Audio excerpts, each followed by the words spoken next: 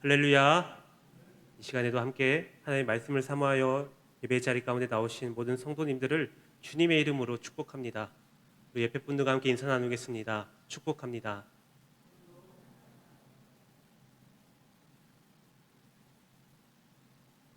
하나님께서는 인간들이 그 어떤 죄에도 불구하고 회개하여 당신의 품으로 돌아오기를 원하고 계십니다. 그런데 오늘 본문 말씀에서 언급되고 있는 인류 최초의 살인자인 이 가인은 여호와 앞을 떠나고 맙니다.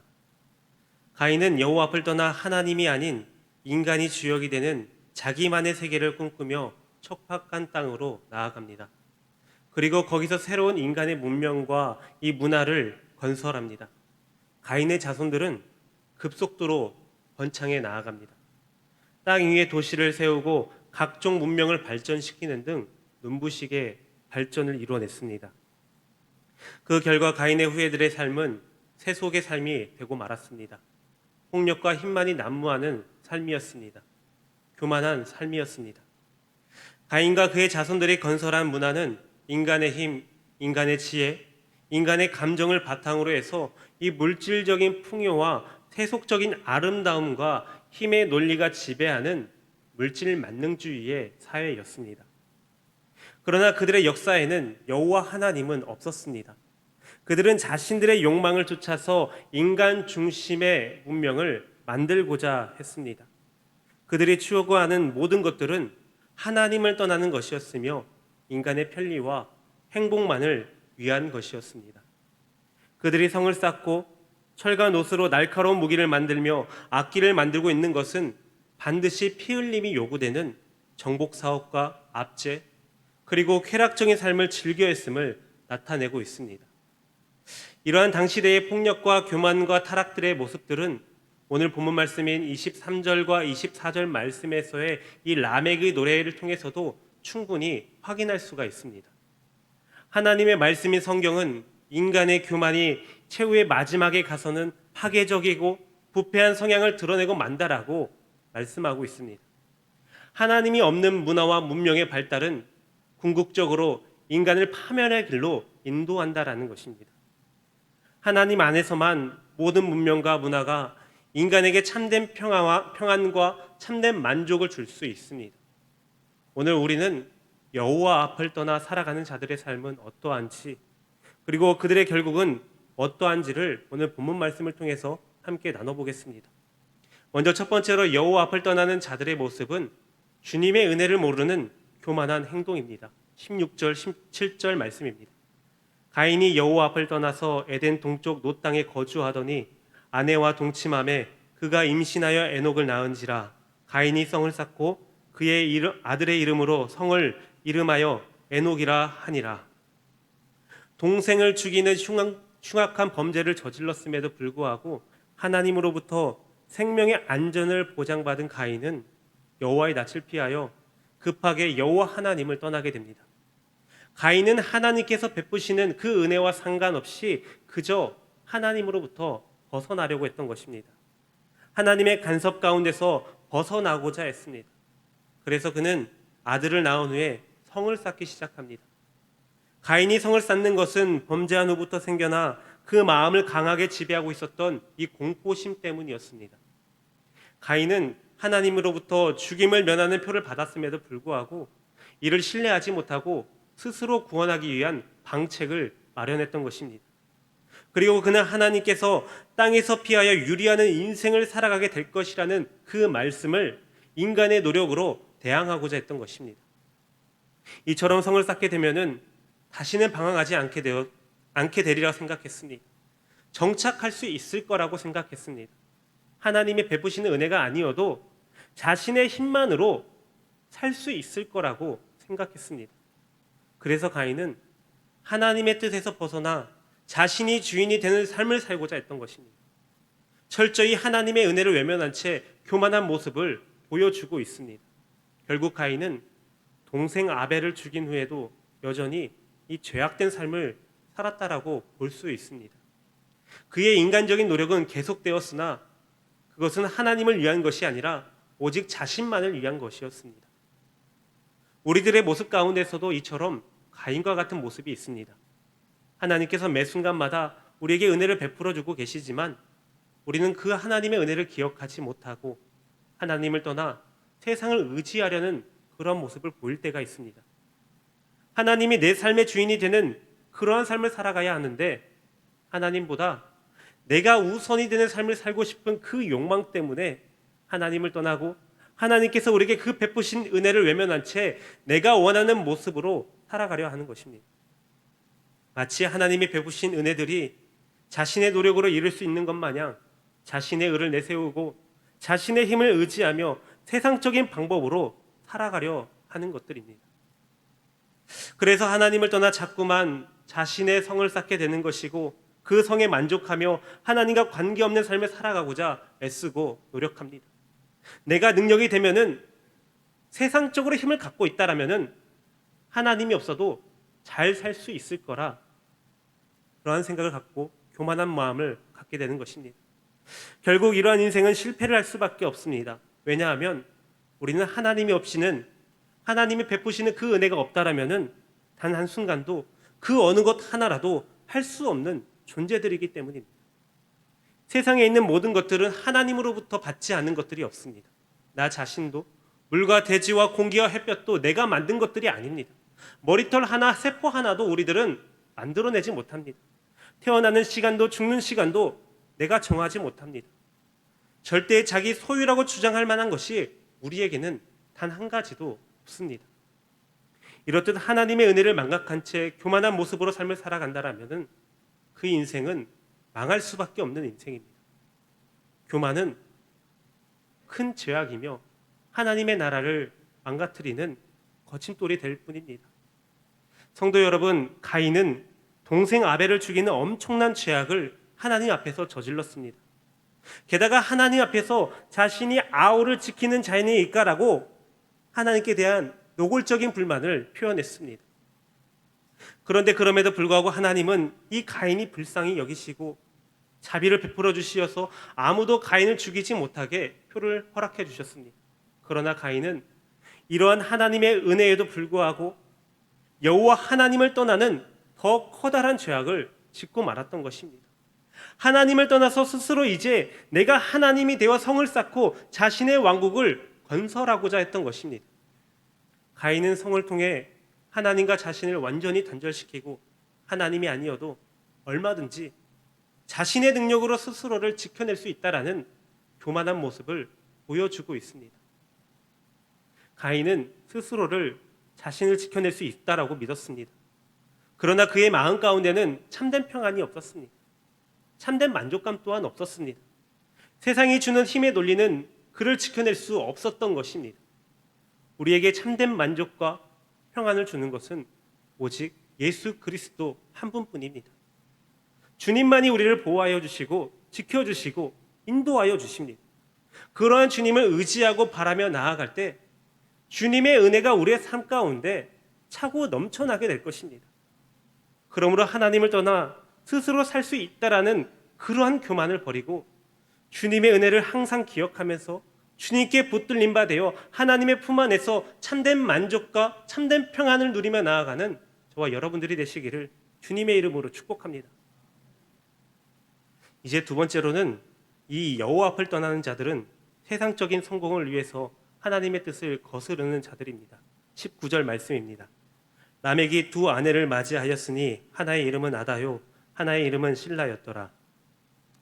이전에 창세기 2장 말씀에서 이 돕는 배필이라는 말씀 제목으로 아담과 하와가 하나님의 이 창조 질서 아래 가정을 이루는 모습에 대해서 함께 나눈 적이 있습니다.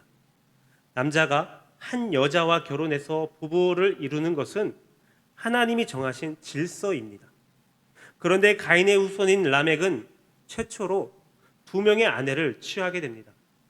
하나님이 정하신 이 결혼의 법칙을 라멕은 아무런 두려움 없이 깨뜨려 버리고 말았습니다. 라멕은 하나님을 떠난 자였기 때문에 하나님의 뜻과 상관없는 삶을 살아왔습니다. 그렇기 때문에 하나님의 질서를 아무런 어려움 없이 깨뜨릴 수 있었던 것입니다. 이러한 라멕에게서 자녀들이 있었는데 세상적인 시각으로 바라봤을 때 이들은 모두 다 탁월한 자들이었습니다. 첫 번째 부인인 아다는 야발과 유발이라는 두 아들을 낳았는데 큰 아들인 야발은 장막에 거하며 가축을 치는 사람이었습니다. 단순히 양 몇 마리를 치는 사람이 아니라 기업적인 목축업자로서 상당한 부를 축적한 사람이었습니다. 그리고 유발은 음악에 있어서 전문가였습니다. 그의 음악은 많은 사람들에게 인정을 받았고 그에게 음악을 배우러 오는 자들도 많았을 것입니다. 아마도 예술의 조상이 된 듯 싶습니다.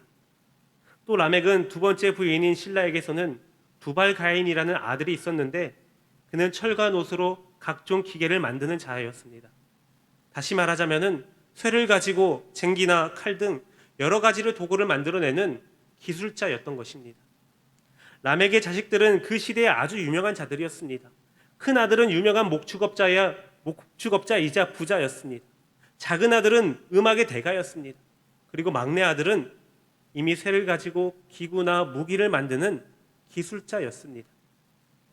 이런 의미 가운데서 라멕은 이 세상에서는 대단한 성공을 이룬 자입니다. 라멕은 두 번이나 결혼을 했습니다. 이것은 당시에 어느 누구도 상상할 수 없었던 일이었습니다. 자녀들 또한 세상적인 시각으로 바라볼 때 모두 성공한 자들이었습니다. 그러나 하나님의 시선으로 바라볼 때 이들은 모두 실패한 인생입니다. 야발은 목축업을 취해서 많은 부를 쌓았을지 모르겠지만 부를 축적하기 위해 노력이 치열해지고 이러한 경쟁 가운데서 탈락한 가난한 자들에게 상대적으로 상실감을 갖게 만들었습니다. 유발은 음악의 전문가였지만 음악을 통해서 하나님께 진정으로 감사와 기쁨으로 찬송을 드리지 못하고 세상적인 쾌락을 낳고 말았습니다. 그리고 두발가인은 철과 노수로 각종 기계를 만드는 기술자로서 사람을 쉽게 해할 수 있는 그리고 전쟁의 도구로 사용되는 각종 무기를 생산하게 되었습니다. 이들은 모두 하나님의 입장에서 바라볼 때 실패한 인생들입니다. 하나님의 뜻에 합당하지 못한 삶을 살아가는 자들입니다. 하나님이 아닌 나를 위한 삶, 다른 이웃이 아닌 나를 위한 삶을 살아감으로써 하나님의 뜻에서 멀어진 그러한 삶을 살아갔던 자들이었던 것입니다. 요즘 한국교회 성도님들의 모습을 보면은 이 자녀들의 교육에 대해 많은 관심을 갖고 있습니다. 그런데 문제는 이 자녀들의 교육이 이 자녀들의 신앙 교육보다 더 많이 앞선다라는 것입니다. 시험 기간이 되면은 아무리 주일이라 할지라도 교회보다 학원을 보냅니다. 특히 고3의 주일은 대학 이후에 가능하다라고 말합니다. 지금 당장 세상의 성공을 위해서 하나님을 향한 그 신앙을 잠시 놓아도 된다라고 생각합니다. 그런데 이러한 모습의 결말은 어떠한지 아십니까? 과연 이들이 세상적으로 성공하고 주님 앞으로 돌아올 수 있겠습니까? 주일날 하나님 앞에 나와 예배하는 것이 아니라 학원을 돌아다니며 세상적인 성공을 달려가는 이들이 과연 좋은 대학을 입학 후에 세상적으로 성공한 후에 그들의 신앙을 다시 잡을 수 있겠습니까? 매우 힘들 것입니다. 예전 교회에서 많은 한국분직 분들이 저에게 이러한 부탁을 했습니다. 제발 자신의 자녀 좀 교회에 나올 수 있게 해달라고 그렇게 부탁을 했습니다. 본인은 교회에서 열심으로 섬기고 봉사를 했지만 정작 자녀들은 세상적인 성공을 위해 잠시 하나님을 떠난 삶을 살아가겠던 것입니다. 나중에 좋은 대학에 들어가고 난 후에 신앙생활을 해도 늦지 않겠지. 세상적으로 성공해도 하나님만 섬기면 세상적으로 성공해서 하나님을 섬기게 된다면 하나님 또한 더욱 좋아하시겠지. 그러한 막연한 생각으로 그렇게 자녀들을 하나님을 떠나는 세상적인 그런 성공 가운데 살게 했던 것입니다. 그러나 결국에 그들 모두 하나님 앞에 돌아오기가 힘이 들었습니다. 어린 나이 가운데 그리고 청소년 시절에 하나님을 알지 못하고 세상으로 나간 청년들은 다시 주님께로 돌아오기가 참으로 힘이 들었습니다. 세상을 향해 열심으로 노력하고 수고하고 애쓴 것들보다 몇 배나 아니 몇천 배 몇만 배 또한 공을 들인다 할지라도 힘든 것입니다. 그렇다면 이들의 인생은 과연 어떠한 인생이 되겠습니까? 아무리 좋은 스펙 가운데 좋은 직장을 갖고 있다 할지라도 그들의 삶 가운데 하나님이 없다라면 과연 그들은 성공한 인생이라고 말할 수 있겠습니까? 성도 여러분, 이 세상에서 성공하는 삶 중요합니다. 잘 사는 것 매우 중요합니다. 행복하게 살아가는 것 또한 중요합니다. 그러나 더 중요한 것은 우리의 삶 가운데 하나님이 반드시 함께 하셔야 된다는 것입니다. 비록 내 삶이 세상적으로 바라볼 때 다른 사람들에 비해서 삶을 살아가는 그 형태가 부족해 보이고 더 힘든 삶을 살아간다 할지라도 하나님이 나와 함께 하신다라면 그로 인하여 우리는 만족할 수 있고 참된 평안을 얻을 수 있는 것입니다. 그러나 아무리 좋은 직장, 좋은 환경 가운데 삶을 살아간다 할지라도 돈이 많아서 내가 하고 싶은 거 다 할 수 있다 할지라도 내 삶 가운데 하나님이 없다라면 그 인생은 치열한 경쟁 체제 속에서 항상 불안함과 공포 가운데 살아갈 수밖에 없을 것입니다. 그들은 하나님의 뜻을 알지 못하는 인생입니다. 다시 하나님의 뜻을 찾기 쉽지 않은 인생입니다. 그들은 멸망의 길로 갈 수밖에 없는 인생이 되고 말 것입니다. 그러므로 하나님과 동행하는 삶, 하나님이 기뻐하시는 삶을 통하여서 세상의 성공보다 하나님의 뜻을 이루어가는 저와 여러분들이 되시기를 주님의 이름으로 축복합니다. 이제 마지막 세 번째로는 이 여호와 앞을 떠나는 자들은 하나님이 아닌 모든 일에 있어서 이 자신의 입장에서 해석하고 그 일들을 정당화시키는 자들입니다. 23절 24절 말씀입니다. 라멕이 아내들에게 이르되 아다와 실라여 내 목소리를 들으라. 라멕의 아내들이여 내 말을 들으라. 나의 상처로 말미암아 내가 사람을 죽였고 나의 상함으로 말미암아 소년을 죽였도다. 가인을 위하여는 벌이 7배일진데 라멕을 위하여는 벌이 77배이로다 하였더라. 라멕은 세상적으로 바라볼 때 모두가 부러워할 만큼 대단히 큰 성공을 이룬 사람이었습니다.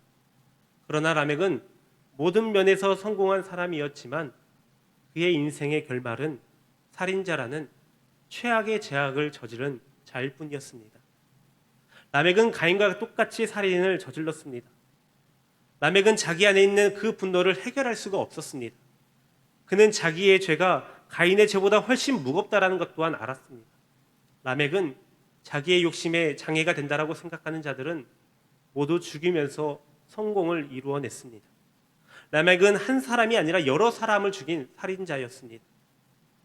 게다가 그는 하나님이 가인을 보호하실 수 있는 것보다 자신을 더 보호해 주실 것이라고 선포합니다. 그래서 하나님께서 가인을 죽이는 자에게 벌을 7배나 내리신다라면 자기를 죽이는 자에게는 벌을 77배나 내려야 한다라고 말하고 있습니다. 라멕은 자기의 살인을 노래하는 자였으며 자기 스스로 형량까지 정하는 중대한 죄인이었습니다. 라멕은 세상적으로 성공한 사람이었을지 모르겠지만 세상에서 성공한 것 이상으로 수많은 죄를 지은 악한 자였던 것입니다. 가인의 형벌을 알고 있는 것으로 보아 그는 하나님에 대해서도 잘 알고 있었던 것으로 보여집니다. 그런데 그럼에도 불구하고 하나님을 섬기고 예배하는 것이 아니라 세상에 주어진 그 조건 때문에 하나님을 멸시하고 조롱하는 이러한 살인 노래를 부르고 있습니다. 이 얼마나 황당하고 파렴치한 모습입니까? 사람이 저지를 수 있는 최악의 죄를 저질렀음에도 불구하고 전혀 그 죄 가운데서 개의치 않고 오히려 당당하게 자신의 죄에 대해서 타당성을 드러내는 이 모습이 얼마나 혐오스럽습니까? 여기서 우리는 하나님이 없는 악인들의 특징을 발견하게 됩니다. 그것은 바로 자기의 죄악을 회개하기는커녕 도리어 자신의 죄에 대해 타당성을 주장한다라는 것입니다. 하나님이 중심이 아니라 바로 자신이 중심이 되어서 자신의 상황에 맞게 해석하는 매우 이기적이고 명확한 모습입니다. 그런데 이러한 모습은 가인의 후손들에게서만 볼 수 있는 모습입니까? 이러한 모습은 오늘날을 살아가는 우리들의 삶 가운데서도 많이 보여지고 있습니다. 얼마나 많은 사람들이 이 자신의 죄를 인정하지 않고 떳떳하게 자신을 변호하려고 그렇게 살아가고 있습니까? 자신이 하나님 앞에서 죄를 범했다라면 그 죄를 인정하고 하나님께 용서를 구하며 회개하는 것이 마땅한 것인데 요즘 얼마나 많은 사람들이 자신의 죄를 정당화하고 있습니까?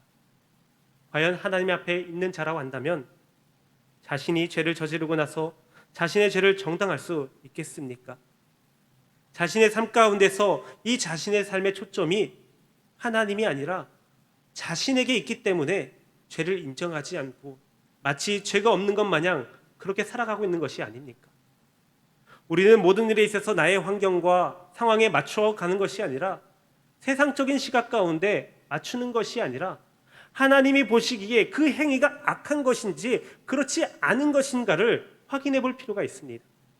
그것이 만약 하나님 보시기에 좋지 않는 모습이라 한다면 내가 처해진 환경과 상황에 맞추어서 그 사건을 정당화하는 것이 아니라 다시 하나님 앞에 나아가 회개하는 모습을 보여야 한다라는 것입니다. 예전에 인천 어느 대형 교회에서 일명 그루밍 성폭행 사건이 터져 이 세상과 교계 가운데 많은 고통과 충격을 안겨주었습니다. 대형 교회 목사의 아들이었던 이 가해자 목사는 청년부를 맡으며 10대에서 20대 여러 여성도들을 상담해주고 위로해주면서 이 돈독한 관계를 만들어 심리적으로 지배한 뒤에 그들의 성폭력을 가했던 것입니다. 그런데 문제는 이 사건이 터지고 나서 재판이 진행되어져 가면서 이 그루밍 성폭행을 가했던 이 가해자가 이 본인의 앞날을 위해서 교회 내에서 이 피해자들에게 더욱더 협박을 가하고 오히려 그들에게 죄를 덮는 모습을 보였습니다. 특히 최근에 재판 중 최후 변론에서 이 자신과 그 여성들은 교제하는 사이였기 때문에 이것이 사랑이었지 성폭력이 아니라는 답변을 했습니다. 분명 하나님 앞에서 그 죄가 너무나도 악한데 자신은 죄가 없다라고 말하고 있는 것입니다. 과연 이러한 모습이 하나님 안에 있는 자의 모습이겠습니까? 세상 사람들이 이러한 모습을 바라볼 때 얼마나 교회를 더욱더 비판하고 그러한 신뢰를 떨어뜨리겠습니까? 얼마나 크신 하나님의 영광이 가리우게 되었습니까? 세상적 시각으로 바라볼 때도 매우 심각한 죄악인데도 불구하고 그렇게 거짓을 구하고 있는 이러한 모습이 하나님 보시기에 얼마나 악한 죄악이겠습니까? 성도 여러분, 우리가 어떠한 일을 할 때 과연 이것이 하나님의 뜻에 합당한 일인가? 이게 나를 위한 일인가 놓고 고민해 볼 필요가 있습니다. 나에게 분명 유익이 되지만 그것이 하나님 앞에서 죄악이 된다라면은 우리는 그것을 과감하게 포기할 줄 알아야 됩니다. 그것이 죄악으로 인하여서 나의 삶이 무너지게 된다 할지라도 하나님의 시선에 맞추어서 그 죄를 인정하고 모든 것을 주님 앞에 맡길 줄 알아야 되는 것입니다. 세상적인 시각으로 바라보면 나를 위해 어떤 일들을 숨기고 그 일들을 정당화하려 한다면 그것은 하나님 보시기에 더 커다란 죄악이 되고 말 것입니다. 지금 여러분들의 삶의 초점은 어디에 있습니까? 나입니까? 아니면 하나님이십니까? 혹시 우리가 그토록 소원하는 일들이 이루어졌다 할지라도 그 모든 주체가 하나님이 되어야 되지 내가 되어서는 안 되는 것입니다. 내가 주인이 된 가인은 겉으로 보기에는 물질의 번영과 풍부함과 정서적으로 즐길 수 있는 문화와 문명 그리고 자신의 삶을 풍요롭게 하거나 자신의 모든 것을 지킬 수 있는 환경으로 인해서 윤택한 삶을 살아가는 것처럼 보일 수 있습니다. 그러나 그 마음 가운데는 악한 죄악만 키워갈 뿐입니다. 뿐만이 아니라 그렇게 세상적으로 부러움을 사며 쌓아왔던 그 모든 것들은 이후 노아 홍수로 인해서 모두 사라져버릴 것들 뿐이었습니다. 그러므로 오직 하나님의 시선에서 모든 것을 맞추어서 하나님의 뜻에 합당한 삶을 살아가시기를 바랍니다. 나의 상황을 정당화하려는 모습이 아니라 하나님 보시기에 합당한 모습인지 그렇지 아닌지 그렇게 살펴봄으로써 하나님 안에서 하나님이 베푸시는 그 은혜에 힘입어서 하나님의 뜻에 합당한 삶을 살아가는 하나님만이 내 인생 가운데 주인이 되는 그러한 삶을 살아가는 저와 여러분들이 되시기를 주님의 이름으로 축복합니다. 사랑하는 성도 여러분, 우리는 신앙생활을 하다가 보면은 신앙적 그로기에 빠질 때가 있습니다. 열심으로 교회를 섬기고 하나님을 예배하지만 정작 우리 마음 가운데 참된 평안은 없고 기쁨 또한 없습니다. 우리의 마음 가운데 하나님이 없기 때문입니다. 이러한 모습은 세상적인 물질 만능주의에 사로잡혀서 하나님이 원하시는 뜻을 찾고 구하는 것이 아니라 나를 위해 그 하나님을 찾기 때문입니다. 비록 교회는 나오고 있지만 하나님을 예배하고 있다 하지만 정작 여호와 앞을 떠난 자들의 모습과도 같은 모습을 보여주고 있습니다. 그러므로 우리가 해야 될 일은 다른 그 어떠한 일보다 여호와께로 돌아가는 것입니다. 여호와 앞에 떠난 자가 살아갈 수 있는 길은 돌아가는 길밖에 없습니다. 쉬운 일은 아닐 것입니다. 그러나 돌아서서 회개하고 주님 앞에 다시 돌아오게 된다면 그 인생은 참된 기쁨과 참된 평안을 누릴 수 있을 것입니다. 지금 당장은 세상적으로 바라볼 때 참 볼품없고 연약해 보인다 할지라도 우리가 다시 여호와 앞에 돌아가 하나님을 떠나지 않고 그 주님의 손에 계속 붙들려 있다면 하나님께서는 하나님의 때에 하나님의 방법으로 반드시 역사하여 주실 것입니다.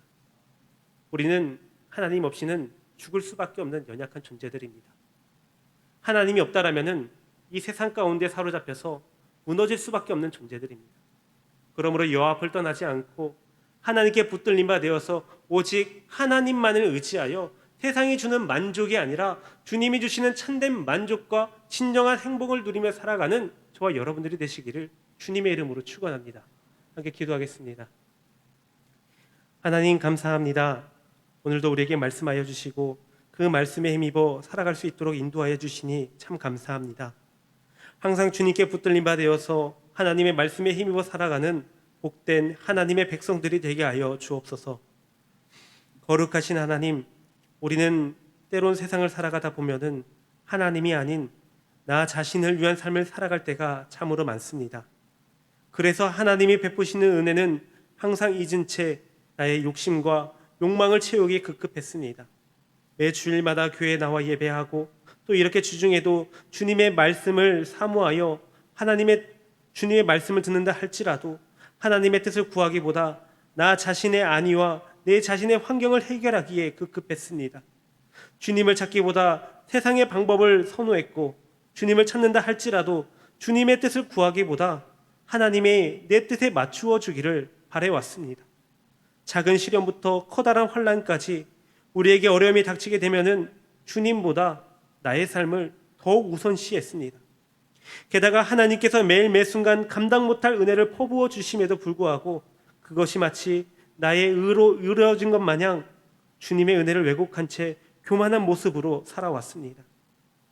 이러한 세속적이고 세상적인 우리들의 모습을 용서하여 주시고 항상 주님께 붙들림 바 되어서 주님의 은혜 안에서 주님을 바라며 주님만 의지하는 자들이 되게 하여 주옵소서. 어떠한 어려움이 온다 할지라도 고난이 온다 할지라도 여호와 앞을 떠나 세상적인 방법을 살아가는 자들이 아니라 끝까지 주님 손 붙들고 주님을 의지하며 주님의 인도함을 받는 저희들이 되게 하여 주옵소서. 어떠한 환난과 역경 속에서도 끝까지 주님만 바라고 주님만 의지하여 주님이 주시는 참된 평안과 참된 만족을 통하여 살아계신 주님을 더욱 찬양하는 저희들이 되게 하실 줄 믿사오며 거룩하신 우리 주 예수 그리스도의 이름으로 간절히 기도하옵나이다. 아멘.